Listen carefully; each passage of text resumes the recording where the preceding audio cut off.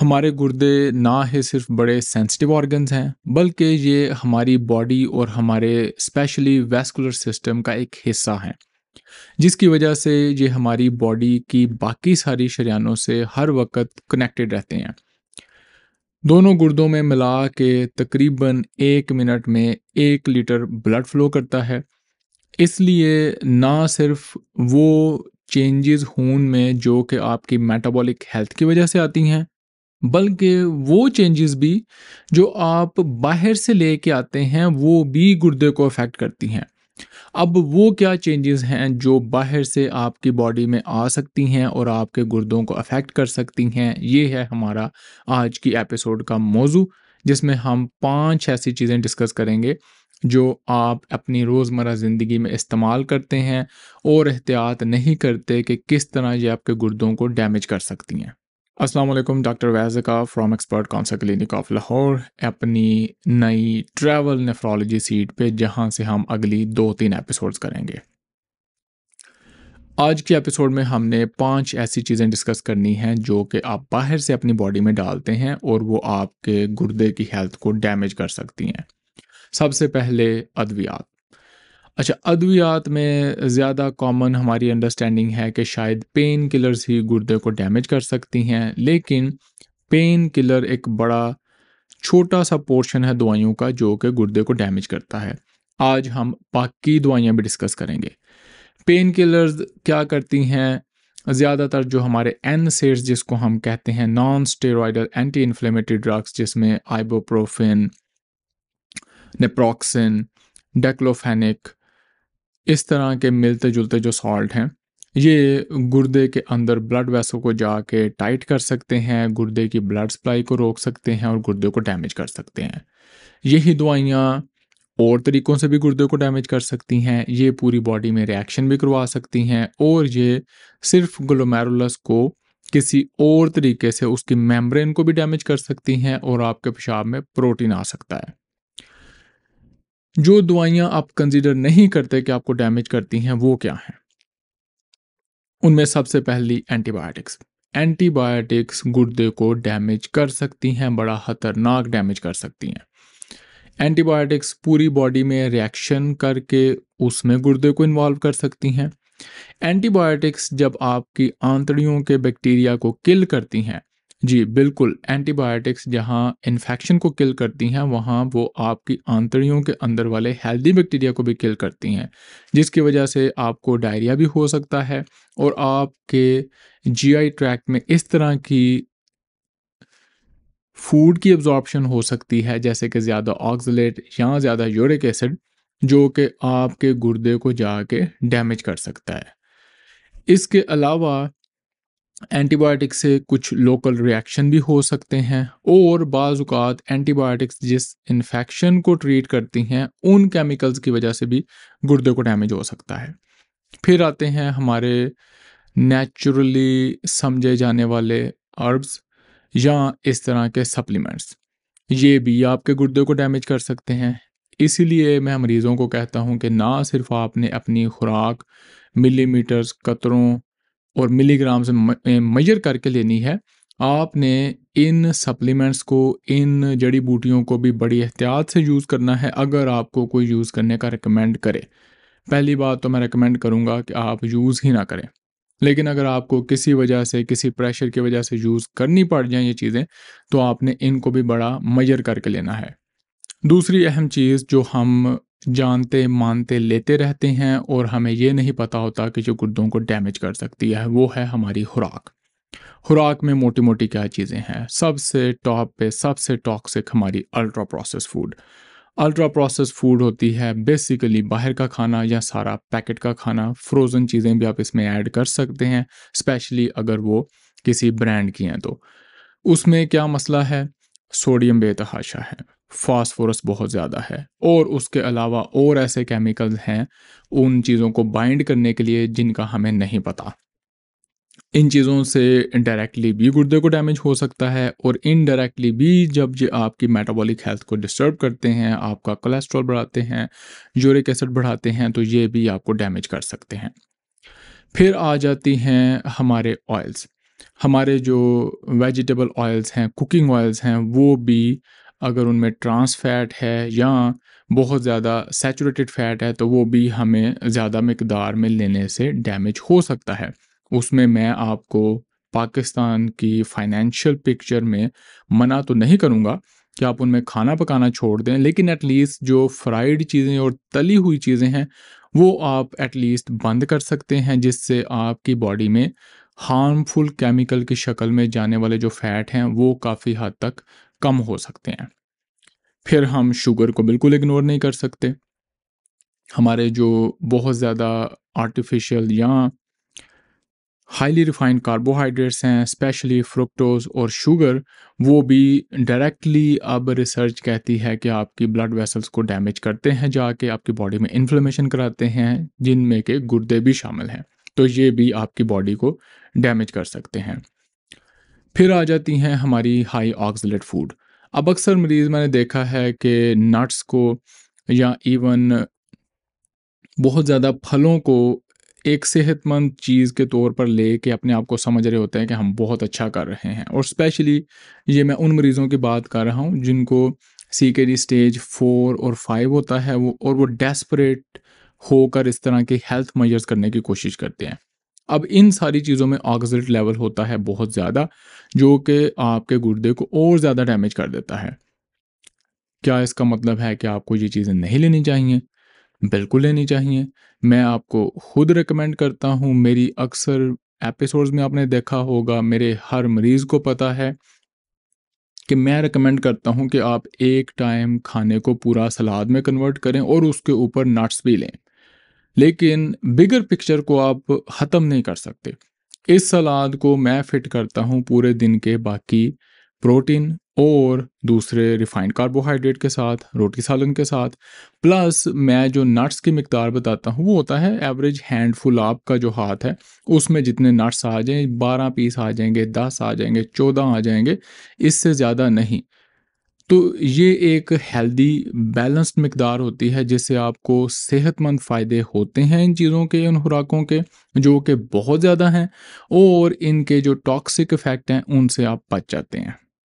और खुराक के टॉपिक को गुर्दे के मरीज़ों में हम ख़त्म नहीं कर सकते मीट का ज़िक्र किए बगैर। बहुत ज़्यादा मीट बिल्कुल नुकसानदेह है, जिसको आप प्योर प्रोटीन भी कह सकते हैं। बिल्कुल आपने ओवरऑल प्रोटीन की मिकदार का भी ख्याल रखना है। रिसर्च आपको 0.8 मिलीग्राम पर किलोग्राम रिकमेंड करती है अगर आपको सीकेडी स्टेज 3 है या इससे कम है, लेकिन आप थोड़ा बहुत ऊपर नीचे भी कर सकते हैं। मैं इस पे इतना एम्फेसाइज इसलिए नहीं करता कि पाकिस्तान में बेयरली ही पेशेंट 0.8 ग्राम प्रोटीन पर किलोग्राम बॉडी पर डे लेते हैं।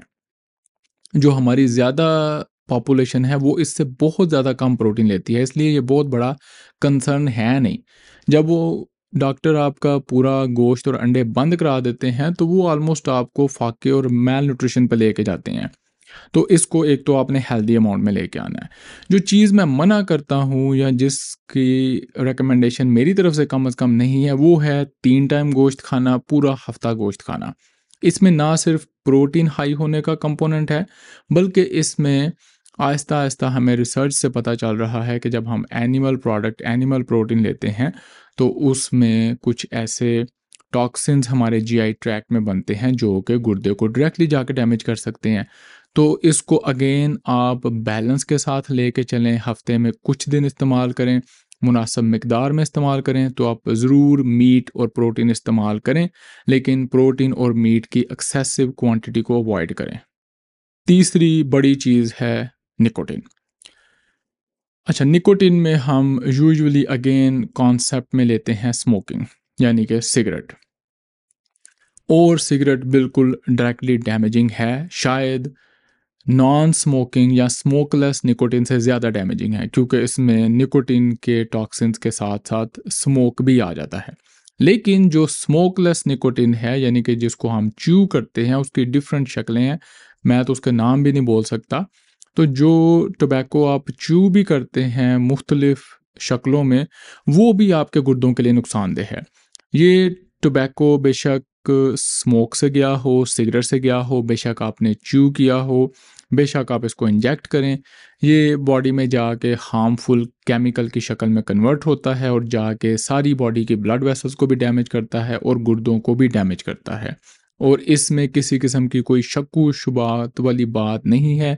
ये रिसर्च से प्रूवन है कि आपके गुर्दे को डैमेज करता है। हाँ, ये आप सवाल कर सकते हैं कि जी वो फ़लाँ बंदा तो सारी उम्र सिगरेट पीता रहा है, उसको तो कुछ नहीं हुआ और मेरे गुर्दों को इसने क्यों डैमेज किया है? ये डिपेंड करता है आपकी जेनेटिक्स पे कि आप उस निकोटीन के केमिकल को कितना टॉक्सिन में कन्वर्ट करते हैं, आपकी बॉडी कितनी अडैप्टेबल है। ये सारे फैक्टर हैं जिनको हमने देखना होता है। लेकिन ओवरऑल आपने याद रखना है कि निकोटीन आपके गुर्दों के लिए खतरनाक है, डैमेजिंग है और आपने इसको अवॉइड करना है। चौथे नंबर पे आ जाती है हमारी अल्कोहल यानी कि शराब।